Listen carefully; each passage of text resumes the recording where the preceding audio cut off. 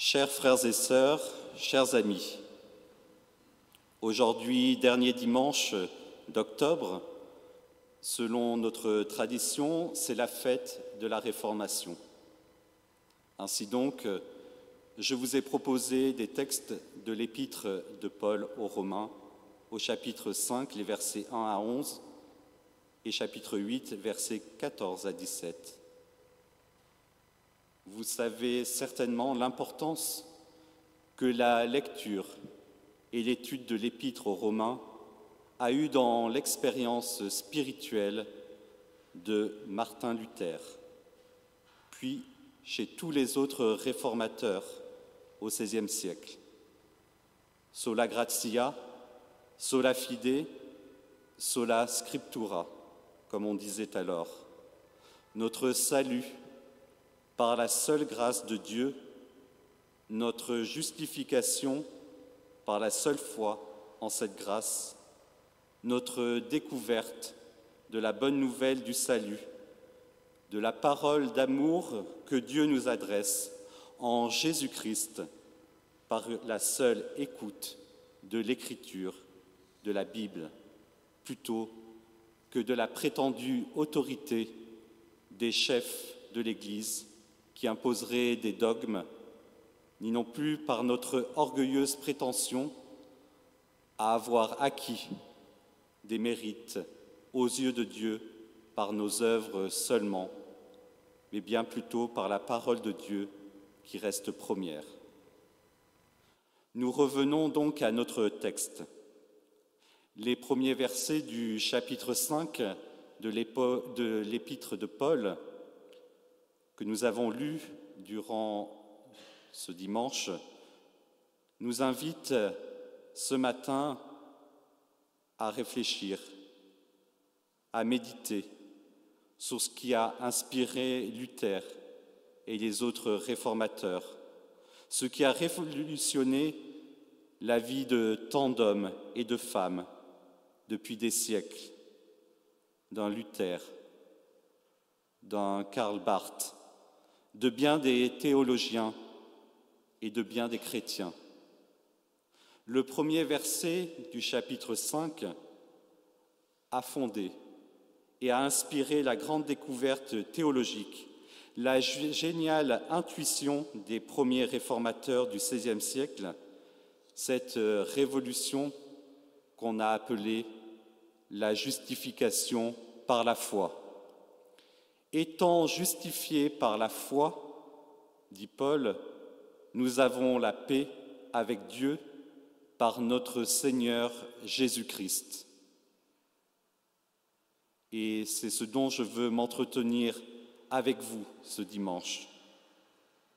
Paul nous rappelle que nous avons besoin, avant toute chose, de nous savoir justifiés, acceptés et pardonnés. Nous avons besoin de nous retrouver devant Dieu, légers, comme la brise de l'automne. Nous avons besoin de ne plus nous sentir écrasés, culpabilisés, planqués et plaqués à terre, rejetés et renvoyés à l'angoisse, à notre angoisse et au non-sens de vivre. Nos œuvres et nos efforts ne servent à rien pour cela, dit Paul, puis Luther et Calvin à sa suite. Il est vrai que nous nous sentirons toujours insuffisants, imparfaits, impréparés. Si nous écoutons cette voix intérieure qui nous renvoie à la figure de notre propre vérité, à notre propre réalité, on ne se sentira jamais prêt, jamais digne d'occuper une place d'enfant dans la maison du Père.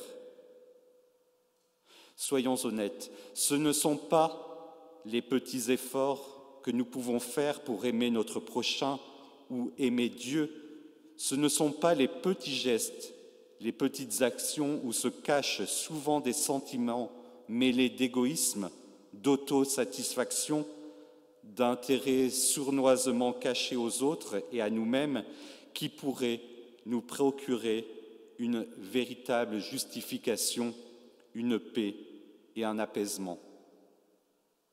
Ainsi, l'évangile du Christ n'est pas une religion de l'effort.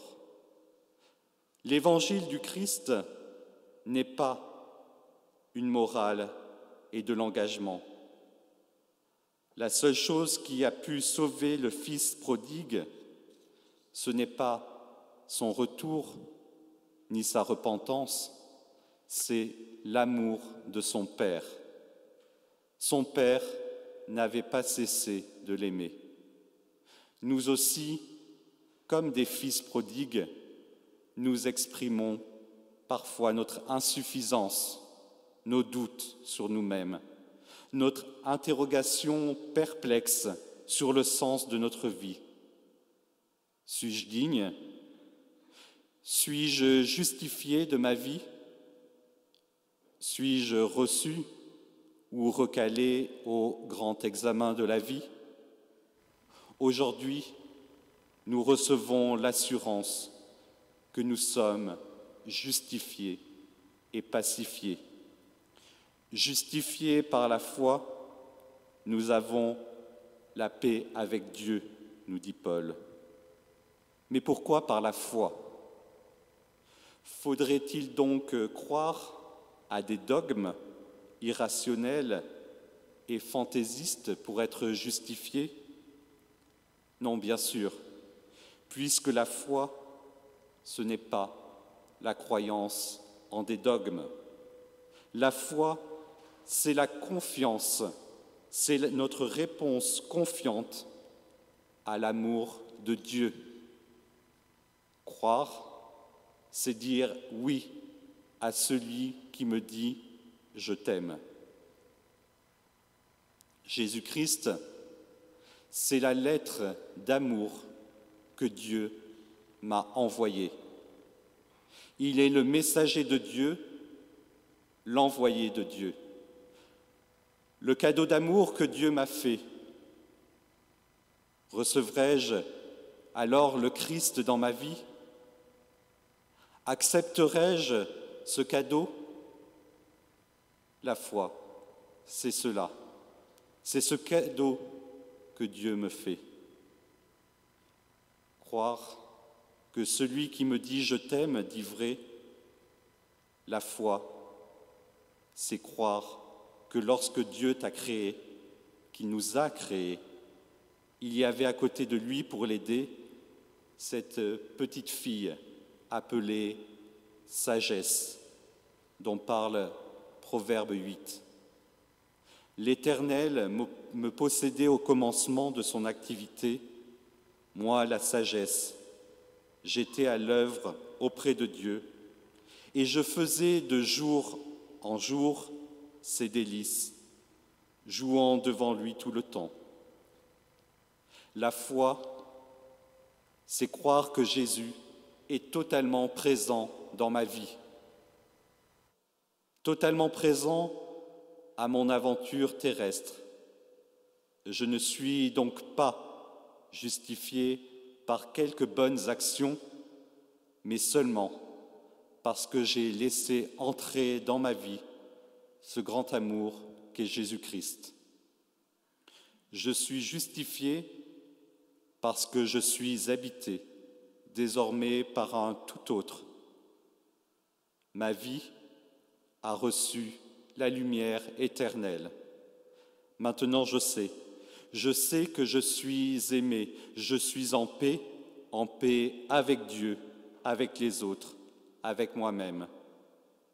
Étant justifiés par la foi, nous avons la paix avec Dieu. Je suis justifié, je suis aimé, je crois. Nous devenons justes devant Dieu par grâce, à cause du Christ, par le moyen de la foi, dit le texte de la Confession d'Augsbourg en 1530. Cela évoque bien notre chapitre 5, où Paul dit « Étant justifiés par la foi, nous avons la paix en Dieu, Paul ne dit pas ici que l'homme est juste, mais qu'il est justifié, c'est-à-dire déclaré juste par Dieu, rendu juste par Dieu. Paul a connu les tourments de l'homme zélé, qui en faisait trop pour mériter d'être juste devant Dieu. Son zèle pour Dieu allait jusqu'à persécuter les Romains et les chrétiens, jusqu'à sa rencontre foudroyante avec le Christ ressuscité sur le chemin de Damas. Luther aussi a été tourmenté comme Paul, jusqu'au jour où il s'est converti à la grâce en recevant ces paroles de l'épître de Paul aux Romains. Luther a alors compris que la paix avec Dieu n'est pas l'œuvre de l'homme, mais l'œuvre de Dieu, l'œuvre de l'amour et de la grâce de Dieu. Découverte fondamentale. L'homme est assez grand pour chercher Dieu, mais il est trop petit pour le trouver. L'homme n'est pas juste, mais pécheur. Et le péché est une sorte de mort, puisqu'il est éloignement de Dieu, qui est source de notre vie. C'est pourquoi Paul ne dit pas que l'homme est juste, mais qu'il est justifié. C'est-à-dire que Dieu le déclare juste, Dieu le rend juste. C'est Dieu qui a fait la déclaration d'amour à l'homme et non l'inverse. Aujourd'hui, on exprimerait les choses de manière très différente, sans doute. On parlerait moins de salut que du sens de la vie. Mais la question reste la même. Quelle est ma relation avec Dieu? Où est le sens de ma vie? Pourquoi ce sentiment d'impuissance ou de découragement qui nous saisit souvent? J'ai le sentiment qu'en réalité, c'est toujours et encore cette même paix avec Dieu qui nous cause le plus de problèmes. Parce que nous ne sommes pas en paix avec Dieu. Nous ne sommes pas en paix non plus avec nous-mêmes. Nous avons besoin de nous réconcilier avec Dieu, c'est-à-dire aussi avec nous-mêmes. Le grand problème de l'homme, c'est sans doute Dieu. Nous sommes malades de Dieu, inquiets de Dieu, ignorants de Dieu, jaloux de Dieu et hostiles à Dieu. Et nous nous réfugions alors dans deux voies bien différentes, l'athéisme ou la religion, deux façons bien opposées et illusoires d'avancer et d'évacuer le problème de Dieu, d'oublier Dieu en le niant ou en le domestiquant. Jésus a proposé tout à fait autre chose. Le christianisme, n'est pas une religion, mais une foi. C'est-à-dire qu'il n'est ni une croyance, ni un rite. Justifiés par la foi, dit Paul, nous avons la paix avec Dieu par notre Seigneur Jésus-Christ. Jésus nous a révélé le nom de Dieu. Il a révélé le nom de son Père, le Père rempli d'amour, riche en miséricorde. Dieu est venu lui-même vers nous. Il a pris le risque de nous aimer, de guérir notre peur, de surmonter notre hostilité, d'être crucifié pour notre hostilité et notre péché sur la croix de son Fils Jésus-Christ. C'est lui qui a fait le premier pas vers nous. Désormais, nous sommes justifiés, non pas par notre propre justice, mais par la foi, c'est-à-dire par la réponse de l'amour à l'amour. Justifiés par le oui que nous disons au oui de Dieu sur nous. La foi est donc confiance. Nous faisons confiance au Dieu d'amour. Oui, aujourd'hui, nous le confessons avec joie. Étant justifiés par la foi, nous avons la paix avec Dieu par notre Seigneur Jésus-Christ. La paix avec Dieu est elle aussi un don gratuit de la part de Dieu, qui change complètement notre situation d'homme pécheur. Cette paix est le résultat de l'objectif de la déclaration d'amour et de pardon de nos péchés pour laquelle Dieu nous propose et nous offre la réconciliation, comme le Père avec son Fils prodigue dans la parabole bien connue. Quant à la justification par la foi, c'est le mot grec dikaion, justifié, qui signifie ici que Dieu nous déclare justes et nous rend justes. Dans la suite de ce premier verset de Romains 5, Paul parle ensuite de notre espérance. Nous nous glorifions dans l'espérance de la gloire de Dieu, nous dit-il. La justification est donc d'abord un bonheur qui nous est accordé dans notre présent par la foi et la confiance avec laquelle nous accueillons le geste d'amour de Dieu. Mais la justification est aussi une promesse pour notre avenir. Justifiés par la foi aujourd'hui et dans l'espérance pour l'éternité qui est déjà au cœur de notre aujourd'hui, réconciliés. Chers frères et sœurs, sauvés par la grâce de Dieu, justifiés par la foi, aimés par Dieu, en paix avec Dieu et en paix avec nous-mêmes, je vous invite à prier Dieu avec l'aide du Saint-Esprit qui habite en nous. Et nous prions. Seigneur Jésus, envoie à nouveau en nos cœurs le Saint-Esprit. Envoie ton esprit de résurrection pour que nous recevions ta merveilleuse présence qui nous accueille tous à la table de ta parole.